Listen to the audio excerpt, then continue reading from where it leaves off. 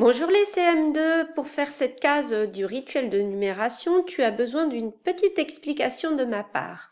Alors, on va apprendre à encadrer une fraction entre deux nombres entiers consécutifs. Alors, des nombres entiers consécutifs, ce sont des nombres entiers qui se suivent. Donc, par exemple, 1, 2, c'est des nombres entiers consécutifs. 15, 16 aussi, c'est des nombres qui se suivent quand on récite la comptine numérique. Alors, pour encadrer une fraction, comme ici 16 cinquièmes entre deux entiers consécutifs, on va passer par la division. La première chose à faire est de vérifier que ton numérateur est supérieur au dénominateur. Si c'est le cas, tout va bien. Si ce n'est pas le cas, ça veut dire que c'est une fraction plus petite que 1, donc elle est forcément comprise entre l'entier 0 et 1.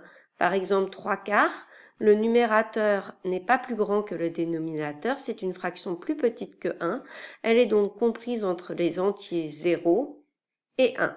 Donc pour les fractions plus petites que 1, c'est facile.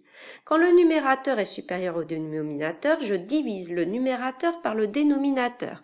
Par exemple, ici, pour 16 cinquièmes, eh bien, je vais diviser le numérateur 16 par 5. Donc, je me dis, dans 16, combien de fois 5?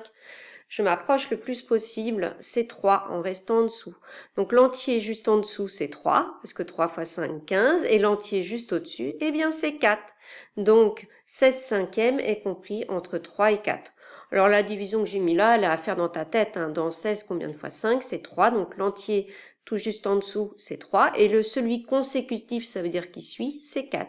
Je peux donc dire que ma fraction 16 cinquièmes est comprise entre 3 et 4. Voilà, c'est tout simple en fait. Applique donc ça pour effectuer ta case sur ton rituel de numération. Bon courage, au revoir.